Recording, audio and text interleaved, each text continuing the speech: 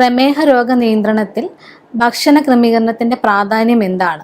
നമുക്കറിയാം, ജീവിതശൈലി രോഗങ്ങളിൽ വളരെ കൂടുതലായി കാണപ്പെടുന്ന ഒരു രോഗാവസ്ഥയാണ് പ്രമേഹം. രോഗാവസ്ഥ എന്ന് പറയാൻ പറ്റില്ല, നമ്മുടെ ശരീരത്തിന്റെ ഒരു അവസ്ഥയാണ് പ്രമേഹം. ആ പ്രമേഹത്തെ നിയന്ത്രിക്കാൻ ഭക്ഷണ ക്രമീകരണം, വ്യായാമം, അതുപോലെ കൃത്യമായ മരുന്നുകളുടെ ഉപയോഗം എന്നിവ മൂലം നമുക്ക് സാധ്യമാണ്. അതിൽ പ്രധാനമായിട്ടും ഭക്ഷണ ക്രമീകരണത്തെക്കുറിച്ചാണ് നമുക്ക് സംസാരിക്കാനുള്ളത്. നമുക്ക് എല്ലാവർക്കും അറിയാം, ആഹാര നിയന്ത്രണം എന്ന് പറയുമ്പോൾ എവരുടെ മനസ്സിലേക്ക് വരുന്നത് നമ്മുടെ ഇഷ്ടപ്പെട്ട ഭക്ഷണം നമുക്ക് ഉപേക്ഷിക്കേണ്ടതായി വരുന്നു, അല്ലെങ്കിൽ ഇഷ്ടപ്പെട്ട ആഹാരം കഴിക്കാൻ പറ്റുന്നില്ല. പ്രമേഹ നിയന്ത്രണത്തിനായി ഭക്ഷണ ക്രമീകരണം ചെയ്യാൻ പറയുമ്പോൾ അത് ഡോക്ടറോ അല്ലെങ്കിൽ ഒരു ഡയറ്റീഷ്യനോ നിർദ്ദേശിച്ചാൽ നമുക്കതൊരു ബുദ്ധിമുട്ടായിട്ട് തോന്നും. കാരണം നമ്മളെല്ലാം നമുക്ക് ഇഷ്ടമുള്ള ആഹാരം കഴിക്കാനാണ് നമ്മളെല്ലാം താല്പര്യപ്പെടുന്നത്, അല്ലേ? എന്നാൽ ഒരുപാട് മരുന്നുകളുടെ ഉപയോഗം അല്ലെങ്കിൽ പ്രമേഹത്തിൻ്റെ കോംപ്ലിക്കേഷനെ ഒഴിവാക്കാൻ ഒക്കെ നമുക്ക് ഈ പറയുന്ന, അതായത് ജീവിതശൈലി രോഗത്തിൽ പെട്ടതായതുകൊണ്ട് തന്നെ നമ്മുടെ ജീവിതശൈലിയിൽ മാറ്റങ്ങൾ വരുത്തിയാൽ നമുക്ക് ഈ ഒരു രോഗാവസ്ഥ അല്ലെങ്കിൽ ഈ ഒരു അവസ്ഥയെ നിയന്ത്രിക്കാൻ സാധിക്കും. അതിൽ തീർച്ചയായിട്ടും ആഹാര ക്രമീകരണം എന്ന് പറയുമ്പോൾ ആദ്യം തന്നെ നമ്മൾ സംസാരിക്കേണ്ടത് മധുരപദാർത്ഥങ്ങളെ പറ്റി തന്നെയാണ്. അന്നജം കൂടുതലായി അടങ്ങിയ ആഹാര സാധനങ്ങൾ നാം നിയന്ത്രിക്കേണ്ടത് വളരെ അത്യാവശ്യമാണ്. നേരിട്ട് വരുന്ന മധുരപദാർത്ഥങ്ങളായ പഞ്ചസാര, ശർക്കര, തേൻ അല്ലെങ്കിൽ കൽക്കണ്ടം അതുപോലെയുള്ള ആഹാരങ്ങളുടെ അല്ലെങ്കിൽ ആഹാര പദാർത്ഥങ്ങളുടെ ഉപയോഗം പരമാവധി ഒഴിവാക്കുകയോ വളരെ കുറച്ച് അളവിലേക്കായി നിയന്ത്രിക്കുകയോ ചെയ്യേണ്ടത് ഏറ്റവും പ്രാധാന്യം അർഹിക്കുന്ന ഒരു കാര്യമാണ്. അതുപോലെ തന്നെ ഓരോ വ്യക്തിയിലും ആഹാര നിയന്ത്രണത്തിൽ മാറ്റങ്ങളുണ്ട്. ഒരു വ്യക്തിയുടെ പൊക്കം, തൂക്കം, അല്ലെങ്കിൽ അവരുടെ കായിക അധ്വാന രീതി, പിന്നെ അവരുടെ ഫുഡ് ഹാബിറ്റ്സ്, ഇതെല്ലാം കൺസിഡർ ചെയ്തുകൊണ്ടാണ് നമ്മൾ അവർക്ക് വേണ്ടി ഒരു ഡയറ്റ് അല്ലെങ്കിൽ ഒരു ദിവസത്തെ ഒരു ഭക്ഷണം ക്രമീകരിച്ചു കൊടുക്കുന്നത്. അത് ഒരു വ്യക്തിയിൽ നിന്ന് മറ്റൊരു വ്യക്തിയിലേക്ക് തീർച്ചയായും അതിന് മാറ്റങ്ങൾ ഉണ്ടാകാം. അപ്പോൾ ഒരു ഡോക്ടറുടെയോ ഡയറ്റീഷ്യൻ്റെയോ നിർദ്ദേശപ്രകാരം നമുക്ക് ഓരോരുത്തർക്കും നമ്മുടേതായ ഒരുപക്ഷെ നമ്മുടെ ഭക്ഷണശീലങ്ങളും അല്ലെങ്കിൽ നമ്മളുടെ താല്പര്യങ്ങളും ഭക്ഷണത്തിലുള്ള താല്പര്യങ്ങളും കണക്കിലെടുത്തുകൊണ്ട് തന്നെ ആരോഗ്യകരമായ രീതിയിൽ നമ്മുടെ ഭക്ഷണത്തെ ക്രമീകരിക്കാൻ സാധിക്കും. ഞാൻ നേരത്തെ പറഞ്ഞ പോലെ അന്നജത്തിനോടൊപ്പം തന്നെ അന്നജം നിയന്ത്രിക്കണം അല്ലെങ്കിൽ കലോറി കൂടിയ ആഹാരം നിയന്ത്രിക്കണം എന്നതിനോടൊപ്പം തന്നെ നമ്മൾ ശ്രദ്ധിക്കേണ്ട കാര്യമാണ് നാരുകൾ ധാരാളം അടങ്ങിയ ഭക്ഷണം ഉൾപ്പെടുത്തുക എന്നുള്ളത്. അതുപോലെ തന്നെ ഒരേ സമയത്ത് വളരെ കൂടുതൽ അളവിൽ ആഹാരം കഴിക്കാതെ പല തവണകളായി, അതായത് അളവുകൾ കുറച്ച് പല തവണകളായുള്ള ഭക്ഷണ രീതിയാണ് പ്രമേഹത്തിനെ നിയന്ത്രിക്കാൻ നമുക്ക് ഏറ്റവും ഉചിതമായിട്ടുള്ളത്. നാം കഴിക്കുന്ന ആഹാരം സമീകൃതമായിരിക്കുകയും വേണം. അതായത് എല്ലാ പോഷകങ്ങളും ശരിയായ അളവിൽ ലഭിക്കത്തക്ക രീതിയിലുള്ള ഒരു സമീകൃത ആഹാരമായിരിക്കണം നാം കഴിക്കേണ്ടത്. അതിൽ ഇപ്പം സാധാരണ നമ്മളുടെ ആഹാര രീതി എന്ന് പറഞ്ഞാൽ പ്രഭാത ഭക്ഷണം, ഉച്ചഭക്ഷണം, അതുപോലെ രാത്രിയിലെ ഭക്ഷണം, ആ ഒരു രീതിയാണ്. എന്നാൽ മരുന്നുകളും അല്ലെങ്കിൽ ഇൻസുലിനും ഒക്കെ ഉപയോഗിക്കുന്ന വ്യക്തികളിൽ ഞാൻ നേരത്തെ പറഞ്ഞ പോലെ 3 നേരം എന്നുള്ള ആഹാര രീതിയല്ല, അളവുകൾ കുറച്ച് തവണ കൂട്ടിയുള്ള ഭക്ഷണ രീതി ശീലമാക്കണം.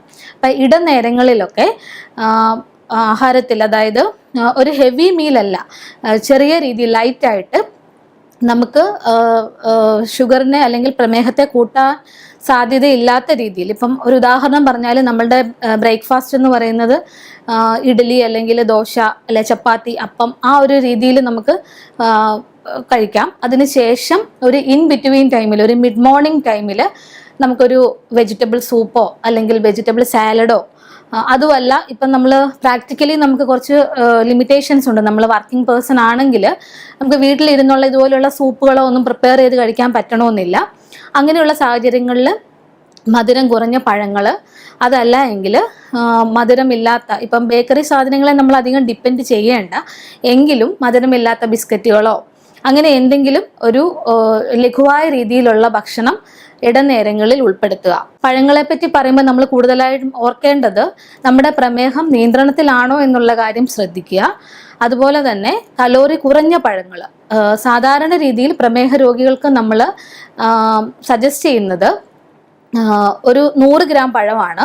100 ഗ്രാം പഴമെന്ന് പറയുമ്പോൾ അതിൻ്റെ അളവ് ഏകദേശം ഒരു ചെറിയ ആപ്പിള് അല്ലെ ഒരു പേരയ്ക്ക വരുന്ന ഒരു അളവിലുള്ള പഴമാണ് നമ്മൾ അവർക്ക് വേണ്ടി റെക്കമെൻഡ് ചെയ്യാറ്. അപ്പോൾ ഈ ഇടനേരത്തിൽ അതുപോലെ ഒരു പഴം, അല്ലെങ്കിൽ ഞാൻ നേരത്തെ പറഞ്ഞ പോലെ വീടുകളിൽ ഉള്ള സമയത്താണെങ്കിൽ നമുക്ക് ഓട്സ് അല്ലെങ്കിൽ വെജിറ്റബിൾ സൂപ്പ് അല്ലെങ്കിൽ വെജിറ്റബിൾ സാലഡ്, പിന്നെ വർക്കിംഗ് ആണെങ്കിലും സാലഡ് പോലെയുള്ള വെജിറ്റബിൾസ് നമുക്ക് കൊണ്ടുപോകാൻ പറ്റുമെങ്കിൽ ഒരു ചെറിയ ടിഫിനിൽ നമുക്കത് പ്രാക്ടിക്കൽ ആണെങ്കിൽ അങ്ങനെയുള്ള കാര്യങ്ങൾ ചെയ്യാം. അതല്ലെന്നുണ്ടെങ്കിൽ മധുരമില്ലാത്ത ബിസ്ക്കറ്റുകൾ പോലെയുള്ള, അത് അധികം നമുക്ക് റെക്കമെൻഡഡ് അല്ല എങ്കിലും സിറ്റുവേഷനിൽ നമുക്കത് ചിലപ്പോൾ അതിനെ ഡിപ്പെൻഡ് ചെയ്യേണ്ടതായിട്ട് വരാം. അതായത് ഒരു ലോങ് ഗ്യാപ്പിൽ ആഹാരം ഇല്ലാതെ ഇരിക്കരുത്. പ്രത്യേകിച്ച് ഒരു പ്രമേഹമുള്ള ആളെ സംബന്ധിച്ച് ഹൈപ്പോഗ്ലൈസീമിയയിലേക്ക് പോകാൻ സാധ്യതയുണ്ട്. അതായത് ഷുഗർ തീരെ താന്നു പോകാം.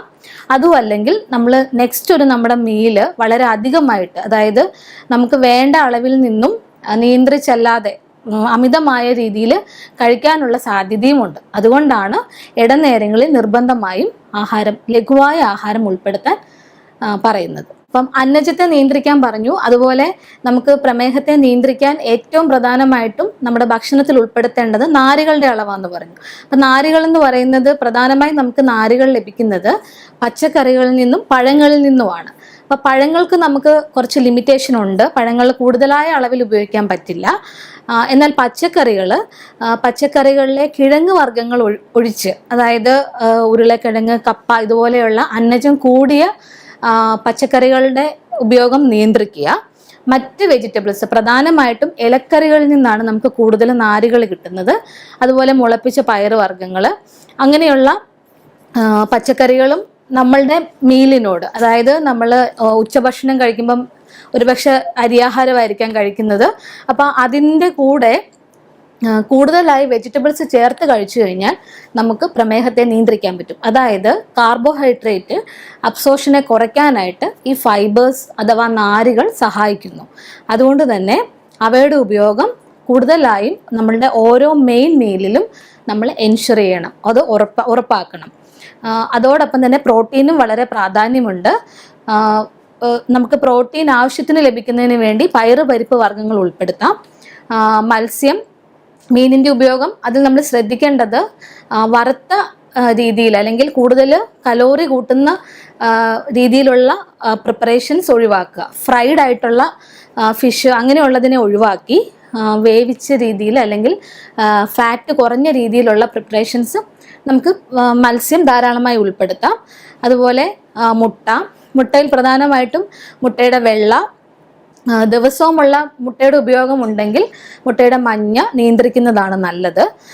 അതുപോലെ ഇറച്ചി വർഗ്ഗങ്ങളിൽ കോഴി ഇറച്ചിക്ക് പ്രാധാന്യം കൊടുക്കുക. അതും വറുത്ത രീതിയിലുള്ള, അതായത് എണ്ണ കൂടുതൽ വരുന്ന രീതിയിലുള്ള പ്രിപ്പറേഷൻസ് ഒഴിവാക്കുന്നതായിരിക്കും ഉത്തമം. ഇപ്പോൾ പ്രമേഹ നിയന്ത്രണത്തിൽ ഭക്ഷണത്തിൻ്റെ പ്രാധാന്യം നാം ഓർമ്മിക്കേണ്ട കാര്യങ്ങൾ: അന്നജം നിയന്ത്രിക്കുക, നാരുകളടങ്ങിയ ഭക്ഷണം കൂടുതലായി ഉൾപ്പെടുത്തുക, പ്രോട്ടീൻ ആഹാരത്തിൽ ഉൾപ്പെടുത്തുക, അതുപോലെ ഒരേ സമയത്ത് അധികം ഭക്ഷണം കഴിക്കാതെ തവണകൾ കൂട്ടി അളവ് കുറച്ചുള്ള ഭക്ഷണ രീതി നമ്മൾ ശീലിക്കുക, വ്യായാമം ചെയ്യുക, മരുന്നുകൾ കൃത്യമായി കഴിക്കുക, ഡോക്ടറുടെ നിർദ്ദേശപ്രകാരം രക്തപരിശോധനകളും ചെക്കപ്പുകളും കൃത്യമായ രീതിയിൽ നടത്തുക. ഇങ്ങനെ ഒക്കെ ചെയ്യുക വഴി നമുക്ക് പ്രമേഹത്തെ നമ്മുടെ നിയന്ത്രണത്തിൽ, ഒരിക്കലും പ്രമേഹം നമ്മെ നിയന്ത്രിക്കാതെ പ്രമേഹത്തെ നമ്മുടെ നിയന്ത്രണത്തിൽ നിർത്തുവാൻ നമുക്ക് സാധിക്കും.